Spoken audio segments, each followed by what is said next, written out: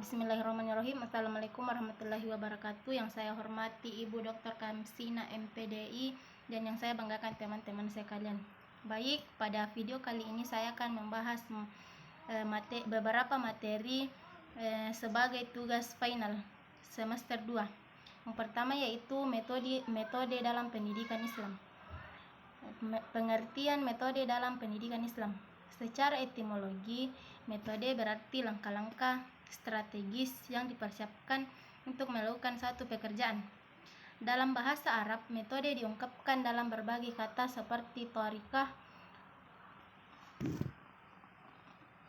manhaj, dan wasilah. Beberapa pendekatan dalam metode pendidikan Islam. Yang pertama yaitu pendekatan agamis. Maka metode pendidikan Islam ini bersumber dari ajaran Islam, yakni Al-Quran dan hadis. Kedua yaitu metode biologis. Perkembangan biologis seseorang memiliki pengaruh yang sangat kuat terhadap dirinya. Seseorang yang menderita cacat jasmani akan memiliki kelemahan dan kelebihan yang tidak dimiliki oleh orang normal. Yang ketiga itu pendekatan psikologis.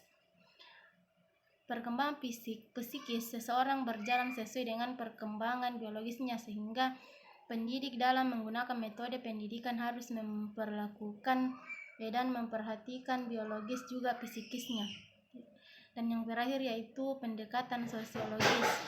Dalam interaksi sosiologis yang terjadi pada proses pembelajaran, fungsi pendidikan adalah proses pewarisan nilai dan budaya masyarakat dan satu generasi kepada generasi berikutnya atau pihak yang lebih tua kepada yang lebih muda.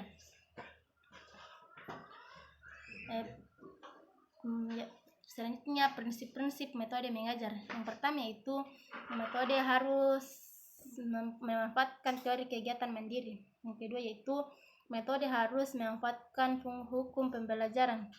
Yang ketiga, metode harus berawal dari apa yang sudah diketahui peserta didik. Yang keempat, metode harus didasarkan atas teori dan praktek yang terpadu dengan baik. Selanjutnya itu metode harus memperhatikan perbedaan individual peserta didik dan prosedur yang sesuai dengan ciri-cirinya. Metode mampu merangsang kemampuan berpikir dan nalar peserta didik.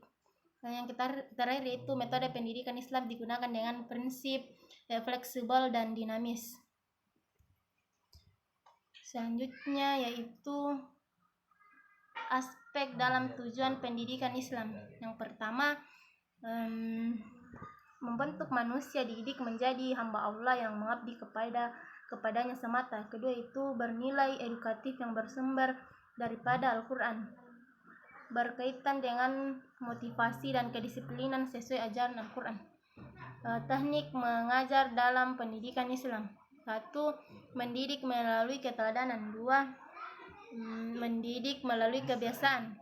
Ketiga itu mendidik melalui nasihat dan cerita. Yang keempat, mendidik melalui disiplin. Yang kelima, mendidik melalui partisipasi. Dan yang terakhir yaitu mendidik melalui pemeliharaan. Materi selanjutnya itu pesantren, madrasah, dan sekolah. Yang pertama itu pengertian pesantren. Pesantren adalah sebuah lembaga pendidikan Islam tradisional yang para siswanya tinggal bersama dan belajar di bawah bimbingan guru yang lebih dikenal dengan sebutan kiai dan mempunyai asrama untuk tempat menginap santri. Yang kedua itu pengertian madrasah. Madrasah adalah sekolah atau perguruan yang didasarkan pada agama Islam. Sedangkan jenjangnya adalah ada madrasah ibtidaiyah, yaitu sekolah agama Islam tingkat dasar atau SD. Madrasah sanawiyah yaitu sekolah agama Islam pada tingkat menengah pertama atau SMP. Dan madrasah aliyah yaitu sekolah agama Islam pada tingkat menengah atas atau SMA. Yang terakhir yaitu pengertian sekolah.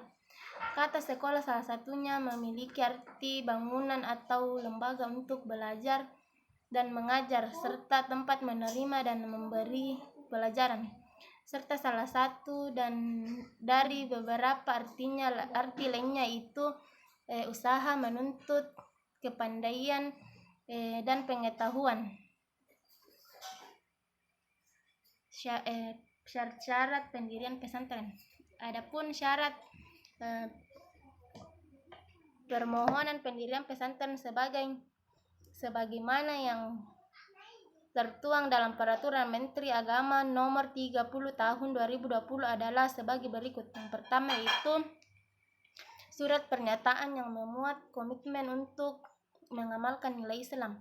Yang kedua yaitu rahmatan lil alamin dan berdasarkan Pancasila Undang-Undang Dasar 1945, Negara Kesatuan Republik Indonesia serta Bhinneka Tunggal Ika. Ketiga itu fotokopi kartu tanda penduduk kiai pengasuh pesantren. Yang keempat kurikulum dan dokumen pembelajaran. Yang kelima itu daftar nama santri mukim paling sedikit 15 orang. Keputusan pengusaha badan hukum bagi yayasan dan organisasi masyarakat Islam. Foto gedung, papan nama dan dena pesantren. Surat keterangan domisili dan desa atau kelurahan, dan yang terakhir yaitu fotokopi bukti dokumen kepemilikan tanah. Persyaratan selanjutnya itu persyaratan pendirian madrasah. 1. Persyaratan administratif. 2. Persyaratan teknik. Yang ketiga itu persyaratan kelayakan. Persyaratan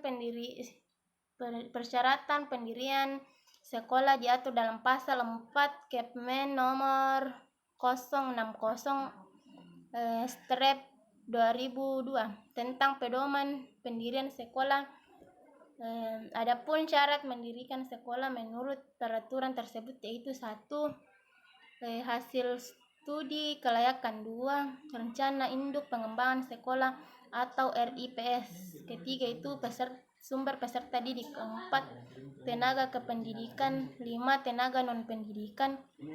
6. Kurikulum atau program. 7. Sumber pembiayaan. 8. Sarana dan prasarana. Dan yang ke-9 yaitu penyelenggara sekolah. Selanjutnya itu perbedaan madrasah, pesantren, dan sekolah kurikulum berbeda. 1. Perbedaan mendasar antara pesantren dengan sekolah umum terletak pada kurikulum pendidikannya. Sekolah umum menggunakan kurikulum dari pemerintah, sedangkan untuk pesantren selain menggunakan kurikulum dari pemerintah, pesantren juga menggunakan kurikulum sendiri yang lebih berfokus kepada pendidikan agama. 2. Yaitu kegiatan belajar pesantren lebih padat dibandingkan sekolah umum. Kegiatan belajar pesantren lebih padat dibandingkan sekolah umum. Kegiatan belajar pesantren bisa berlangsung sehari semalam, berbeda dengan sekolah umum yang hanya berlangsung dari pagi hingga sore saja. Selain itu, santri juga akan diawasi selama 24 jam.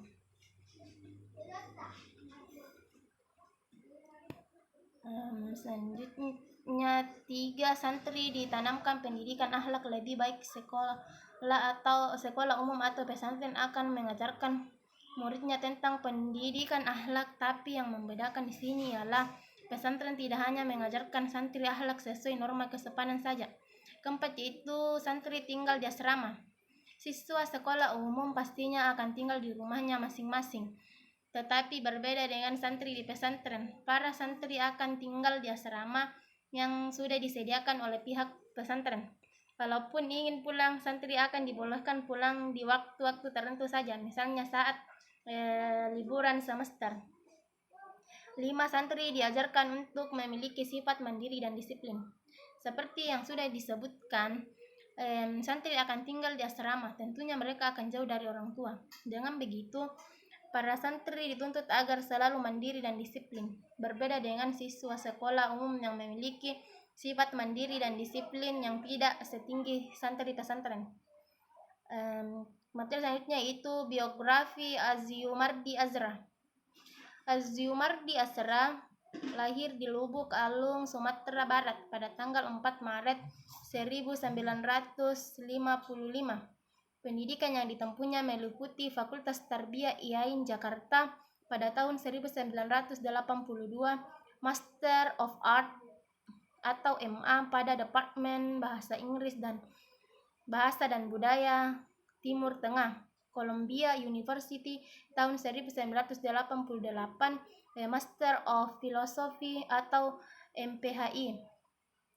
Pada Departemen Sejarah, Columbia University tahun 1990 dan Doctor of Philosophy Degree atau PhD tahun 1992 dengan disertai berjudul The Transmission of Islamic Reformists to Indonesia, Network of Middle Eastern and Malay Indonesia Ulama in the 17th and 18th centuries, sejak 2007 sampai sekarang.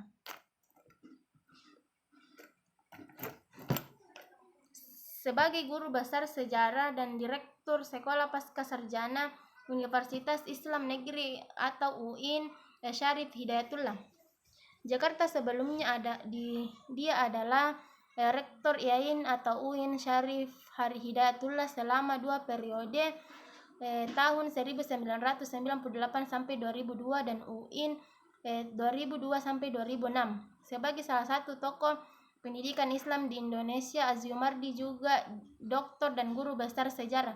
Namun pandangannya terhadap pendidikan Islam tidak diragukan lagi. Materi selanjutnya yaitu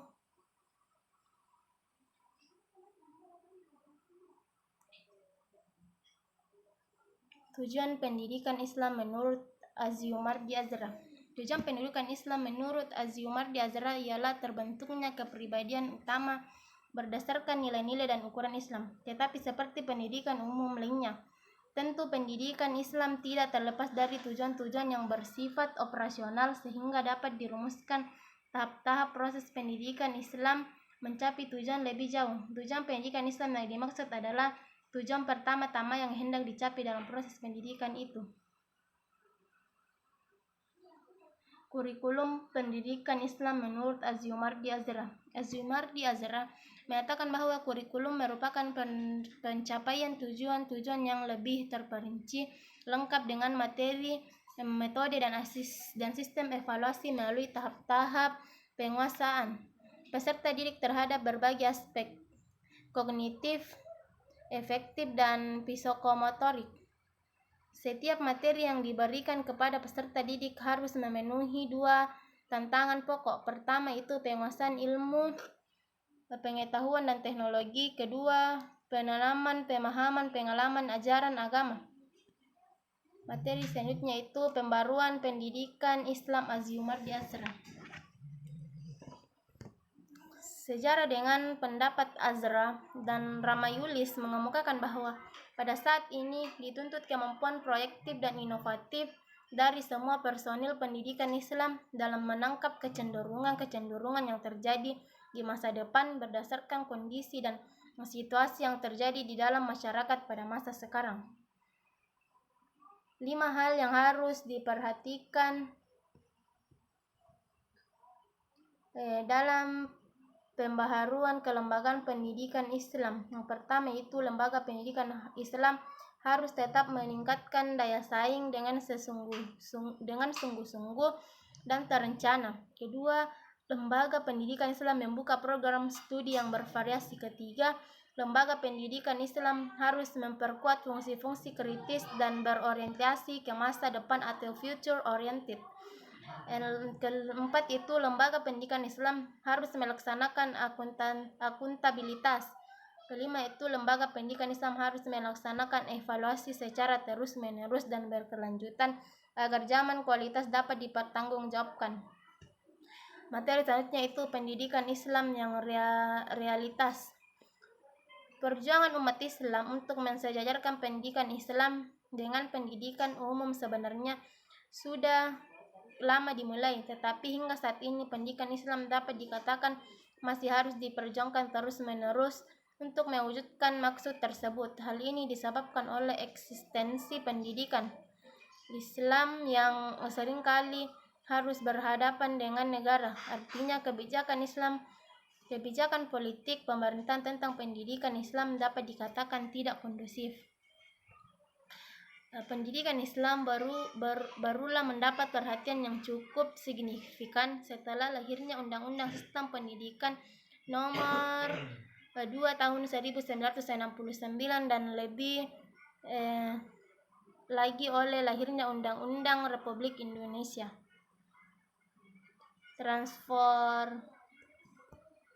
Transformasi pendidikan Islam. Pembaharuan epistemologi keilmuan pendidikan Islam. Di masa lalu ada anggapan bahwa ilmu agama dari ilmu umum merupakan dua hal yang dikotomis. Oleh karena itu, keduanya sulit untuk disatukan. Dengan begitu, sebagai implikasinya lembaga pendidikan umum bersih. Isu-isu kontemporer pendidikan. Pengesahan RUU Guru dan Dosen yang dilakukan dalam sidang paripurna DPR RI tanggal 6 Desember 2006 dimaksudkan untuk memperbaiki wajah pendidikan di Indonesia melalui perbaikan nasib guru dan dosen. Undang-undang ini diperlukan untuk mendorong pengangkatan kualitas guru dan dosen, termasuk perlindungan profesi dan kesejahteraannya. Akan tetapi setelah dilaksanakan menjadi undang-undang, ternyata produk legislasi DPR tersebut tidak serta-merta menjadikan nasib guru dan dosen terangkat ekonominya. Pesantren dan terorisme. Di masa lalu, ketika bangsa ini masih menghadapi penindasan kaum penjajah, pesantren telah memainkan peranan penting berupa menggerakkan, memimpin, dan melakukan perjuangan dalam rangka mengusir kaum penjajah. Seorang pakar sejarah dari Universitas Pajajaran, Muhammad Mansur Suryanegara, sebagaimana dikutip Ahmad Tafsir, menyatakan bahwa sulit mencari gerakan melawan penjajah di Indonesia yang bukan digerakkan dan dipimpin oleh pesantren. Oleh karena itu, dalam mengisi kemerdekaan ini, pemerintah seringkali menggunakan pesantren untuk melakukan sosialisasi berbagai programnya. Lembaga pendidikan dan mal. Subjudul ini kelihatannya tidak memiliki relevansi satu sama lain, tetapi jika ditelaah dari perspektif pendidikan terlihat bahwa kedua variabel tersebut ternyata memiliki kaitan. Maraknya aktivitas pembangunan mal dewasa ini sangat kontras dengan aktivitas pembangunan rehabilitas gedung sekolah.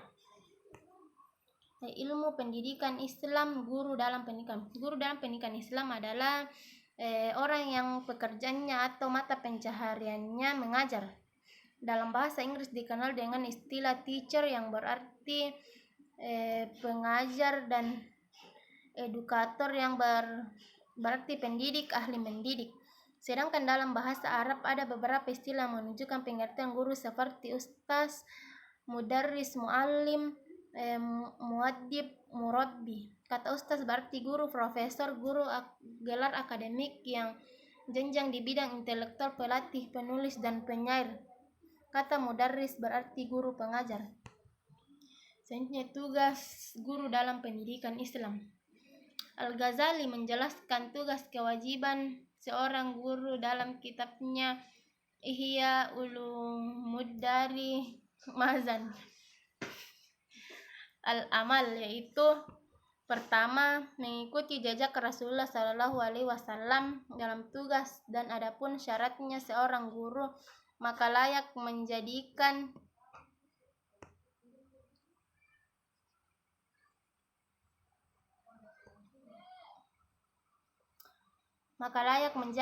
ganti Rasulullah, dia sebenar-benarnya alim atau berilmu intelektualan. Kedua, memberi kasih sayang terhadap anak didik. Ketiga, menjadi teladan bagi anak didiknya. Dan yang terakhir yaitu menjaga kode etik guru, seorang yang memegang salah satu hak mata pelajaran.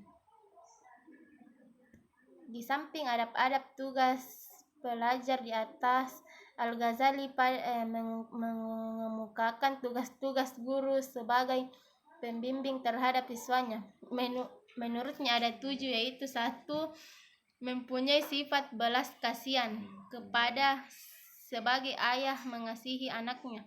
Kedua, mengajar karena Allah, bukan mengharap-harap upah. Ketiga, pada waktu mengajar selalu memberi nasihat.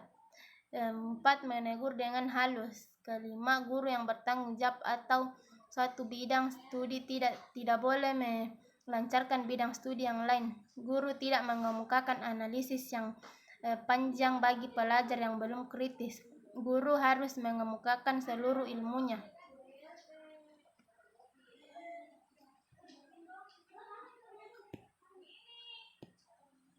Pengertian pendidikan seumur hidup. 1. Pendidikan seumur hidup adalah suatu konsep, suatu ide atau gagasan pokok yang berarti bahwa pendidikan tidak hanya berlangsung selama seorang belajar di lembaga-lembaga pendidikan formal, bahwa seorang masih dapat memperoleh pendidikan kalau ia mau setelah ia selesai menjalani pendidikan formal. Ditekankan pula dalam konsep hidup ini bahwa pendidikan dalam arti kata yang sebenarnya adalah sesuatu yang berlangsung terus sepanjang kehidupan seseorang. Konsep dasar pendidikan seumur hidup. 1. Konsep pendidikan seumur hidup menuntut pemikiran filsafat Islam. Sebenarnya sudah sejak lama dipikirkan oleh para pakar pendidikan dari zaman ke zaman, apalagi bagi umat Islam. Jauh sebelum orang-orang Barat mengangkatnya, Islam sudah mengenal pendidikan seumur hidup, sebagaimana dinyatakan dalam hadis Nabi Muhammad SAW yang berbunyi, "Utlubul ilmu minal mahdi ilal lahdi", yaitu tuntutlah ilmu dari buayan sampai meninggal dunia.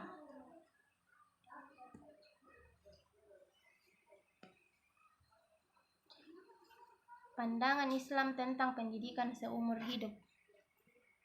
Jauh sebelum PBB pada tahun 1970-an memprakarsai pendidikan seumur hidup atau lifelong education. Dalam Islam pada abad ke-7 telah menegaskan utlubul ilma min al-mahdi ilal lahdi. Tuntutlah ilmu dari buayan sampai yang lahat. Sayangnya,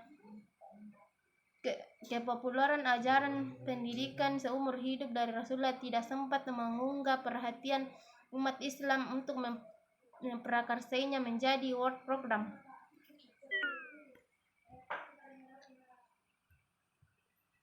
Sejarah prodi pendidikan bahasa Inggris. Program studi pendidikan bahasa Inggris dimulai dengan dibukanya beberapa jurusan atau program studi dalam lingkup IAIN Alauddin Makassar, termasuk tadris pendidikan bahasa Inggris pada masa jabatan Rektor IAIN Alauddin Makassar, Profesor Dr. Haji Abdul Muin Salim, berdasarkan SK Rektor tentang pembukaan jurusan dan program studi dalam lingkup IAIN Alauddin Makassar tertanggal 3 September 2001. Keputusan ini kemudian dilakukan dengan surat keputusan Direktur Jenderal Kelembagaan Agama Islam tentang penyelenggaraan program studi pendidikan bahasa Inggris jurusan tadris pada Fakultas Tarbiyah IAIN Alauddin Makassar.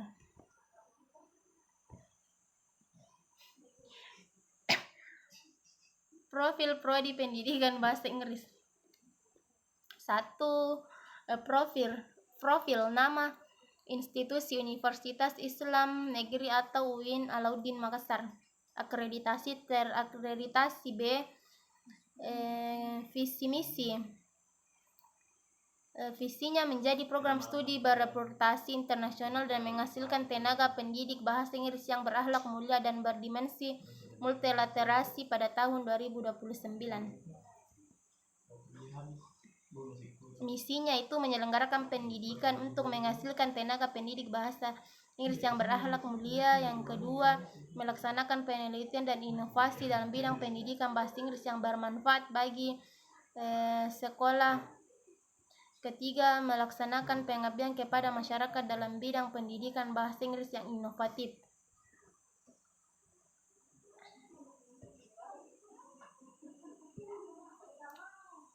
Fasilitas prodi pendidikan bahasa Inggris. 1.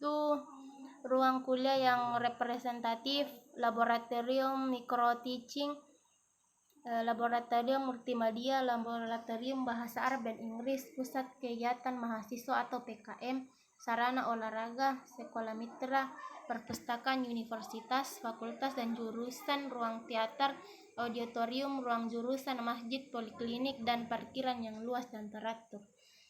Materi dinamika kegiatan jurusan pendidikan bahasa Inggris 1, kerjasama kemitraan terdiri dari perguruan tinggi atau instansi madrasah sanawiyah dalam bentuk pelaksanaan PPL. 2. Perguruan tinggi atau instansi madrasah aliyah model Makassar dalam bentuk pelaksanaan PPL. Bagian B itu beasiswa. Community College Initiative Program atau CCIP, program inisiatif perguruan tinggi komunitas menyediakan program akademik non-gelar berkualitas di perguruan tinggi yang dimaksudkan untuk membangun keterampilan teknik, meningkatkan kemampuan kepemimpinan dan memperkuat kemahiran bahasa Inggris. Baik, itulah tadi beberapa pemaparan materi dari saya. Kurang lebihnya mohon dimaafkan. Assalamualaikum warahmatullahi wabarakatuh.